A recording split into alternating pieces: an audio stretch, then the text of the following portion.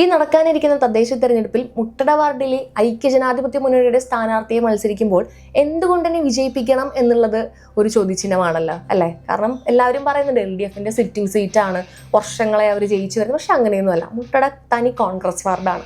Parliament ഇലക്ഷനിലും നിയമസഭാ ഇലക്ഷനിലും എല്ലാം നമ്മൾ ലീഡ് ചെയ്ത് കോൺഗ്രസ് അല്ലെങ്കിൽ UDF ലീഡ് ചെയ്ത് നിൽക്കുന്ന വാർഡാണ് മുട്ടട വാർഡ്. കഴിഞ്ഞ ഉപതെരഞ്ഞെടുപ്പിൽ പോലും 203 വോട്ടുകൾക്കാണ് നമ്മൾ പരാജയപ്പെട്ടു പോകുന്നത്. ഇത്തവണ ജയിക്കുകയാണ് എങ്കിൽ തെരുവ് നായ്ക്കളുടെ ശല്യങ്ങൾ അത് നമുക്ക് ഇത്തവണ ഇവിടെ നിന്ന് മാറ്റണം. മാത്രമല്ല, പൊട്ടിപ്പൊളിഞ്ഞു കിടക്കുന്ന ബൈ റോഡുകൾ, സാധാരണക്കാരായ ജനങ്ങൾ ജീവിക്കുന്നതും താമസിക്കുന്നതും ബൈ റോഡുകളിലാണ്.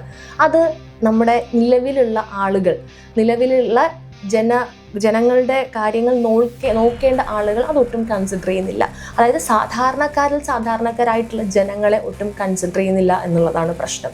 അപ്പോൾ ബൈ റോഡുകളിലുള്ള കുണ്ടും കുഴികളും എല്ലാം മാറ്റി സാധാരണക്കാർക്ക് ഉപയോഗിക്കാൻ പറ്റുന്ന രീതിയിലേക്ക് ബൈ റോഡുകൾ മാറ്റണം എന്നുള്ളത് എൻ്റെ വളരെ വലിയൊരു ആഗ്രഹമാണ്.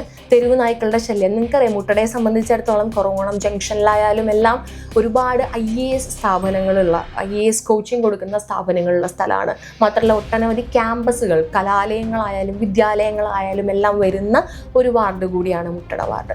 അപ്പോൾ ആ ഒരു വാർഡിൽ കുട്ടികൾ ഉൾപ്പെടെ പഠിക്കാനും പിന്നെ ജോലിക്ക് പോകുന്ന ആൾക്കാരും ഒക്കെ, വയസ്സായ ആൾക്കാരും ഒക്കെ ഇറങ്ങി നടക്കുമ്പോൾ ഉണ്ടാകുന്ന തെരുവ് നായ്ക്കളുടെ ശല്യം, രാത്രികാലങ്ങളിലൊക്കെ ഉണ്ടാകുന്ന അതിക്രൂരമായിട്ടുള്ള തെരുവ് നായ്ക്കളുടെ ശല്യം എല്ലാം നമുക്ക് ഈ മുട്ടട വാർഡിൽ നിന്ന് മാറ്റേണ്ടതായിട്ടുണ്ട്. പിന്നെ മറ്റൊരു കാര്യം വേസ്റ്റ് മാനേജ്മെന്റ് ആണ്. തിരുവനന്തപുരം നഗരസഭയിലേക്ക് വരുമ്പോൾ വേസ്റ്റ് മാനേജ്മെന്റ് ഒരു വലിയ പ്രതിസന്ധി തന്നെയാണ്. മുട്ടട വാർഡിനെ സംബന്ധിച്ചിടത്തോളം ഇവിടെയും ആ പ്രശ്നമുണ്ട്. അപ്പോൾ ആ പ്രശ്നവും നമുക്ക് മാറ്റേണ്ടതായിട്ടുണ്ട്. വേസ്റ്റ് മാനേജ്മെന്റ്, ഡ്രെയിനേജ് സിസ്റ്റം ഇല്ലാത്ത സ്ഥലങ്ങളുണ്ട്. നിങ്ങൾക്ക് കാണാൻ പറ്റുന്നുണ്ടാവും. തെരഞ്ഞെടുപ്പ് എത്തിയപ്പോൾ ഡ്രെയിനേജ് ഒക്കെ ഓടി നടന്ന് ശരിയാക്കുന്ന നേരത്തെ ജയിച്ച ആൾക്കാരൊക്കെ നിങ്ങൾക്ക് കാണാൻ പറ്റുന്നുണ്ടാവും. പക്ഷെ അങ്ങനെ അല്ലല്ലോ. നമ്മൾ തെരഞ്ഞെടുപ്പ് സമയത്തല്ല, അതിനു മുമ്പേ ആൾക്കാർക്ക് വേണ്ട കാര്യങ്ങൾ അറിഞ്ഞ് ചെയ്യേണ്ട ഒരു സാഹചര്യമാണ്. അങ്ങനെ ആയിരിക്കണം ഒരു ജനപ്രതിനിധി എന്നുള്ളതാണ് എൻ്റെ വിശ്വാസം.